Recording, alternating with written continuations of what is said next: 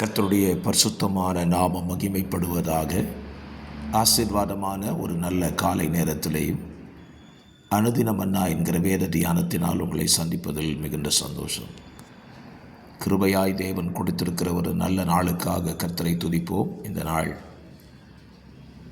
June மாதம் 24 செவ்வாய்க்கிழமை காலவேளை.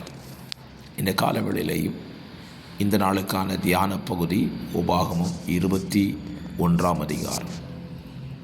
இந்த அதிகாரத்தில் 23 வசனங்கள் உள்ளன. இந்த அதிகாரத்தில் இஸ்ரவேல் புத்திரர்கள் கடைபிடிக்க வேண்டிய சில காரியங்களை இந்த அதிகாரத்தில் எழுதுகிறார். கொலை செய்யப்படுகிறவன், கொலை செய்கிறவன், பெற்றோருக்கு கீழ்ப்படியாதவனை என்ன செய்ய வேண்டும் என்று சொல்லியும், சிறைப்பிடித்து வந்த ஒரு ஸ்திரீகளில் ரூபவதியான ஸ்திரீயை எப்படி கையாள வேண்டும் என்பதை குறித்தும் இந்த அதிகாரத்திலே தேவன் விவரிக்கிறார். இன்றைக்கு நம்முடைய சிந்தை என்ன? 23 வசனத்தின் கடைசி பாகம், கர்த்தர் உனக்கு சுதந்திரமாய் கொடுக்கும் உன் தேசத்தை தீட்டுப்படுத்தாயாக என்று எழுதுகிறார். தேவன் நமக்கு சுதந்திரமாக கொடுக்கிற ஆசீர்வாதத்தை நாம் தீட்டுப்படுத்தக்கூடாது. தேவன் நமக்கு சுதந்திரமாய் கொடுப்பதெல்லாம் எது? பிள்ளைகள் கர்த்தரால் வரும் சுதந்திரம்.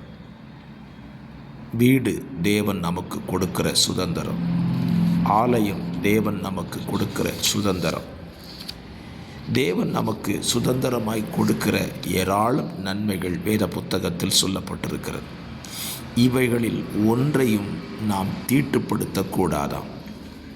அப்படியானால் தேவன் தருகிற சுதந்திரத்தை தீட்டுப்படுத்தாமல் காத்து கொள்ள வேண்டியது நமது கரத்தில் இருக்கிறது.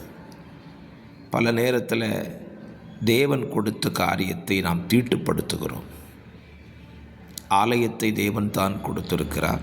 அந்த ஆலயத்தில் தேவன் விரும்பாத அல்லது தேவன் வெறுக்கிற பலவற்றையும் இன்றைக்கு ஆலயங்களுக்குள்ளே அனுமதித்து விடுகிறோம்.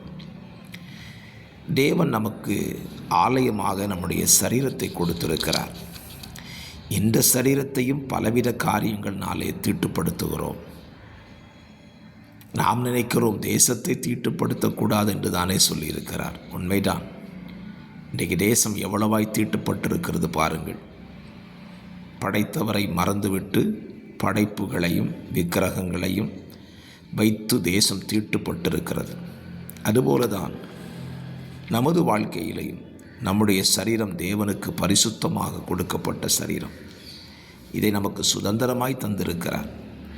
இதை தீட்டுப்படுத்துகிற நிலையை விட்டு இன்றைக்கு தேவஜனங்கள் மாறும்படி நாம் ஆண்டவரிடத்தில் ஜெபம் பண்ணுவோம். நம்முடைய சரீரத்தை தீட்டுப்படுத்த வேண்டாம். தேவன் நமக்கு தந்திருக்கிற வீட்டை நாம் தீட்டுப்படுத்த வேண்டாம். ஏன், நமக்கு தேவன் கிருபையாய் தந்த சுதந்திரத்தை, பிள்ளைகளை தீட்டுப்படுத்த வேண்டாம். உலகத்தின் காரியங்களாலே பிள்ளைகளை அலங்கரித்து தேவையில்லாத காரியங்களை பிள்ளைகள் சரீரத்தில் நாம் போட்டு விடுகிறோம். இதையெல்லாம் செய்யாதிருந்து பரிசுத்தமாய் காத்துக்கொள்ள கர்த்தர் உதவி செய்வாராக. தேவனே, இந்த வார்த்தையின்படி உடைய பிள்ளைகளை பாதுகாத்து நடத்தும்படியாய் ஜெபிக்கிறோம்.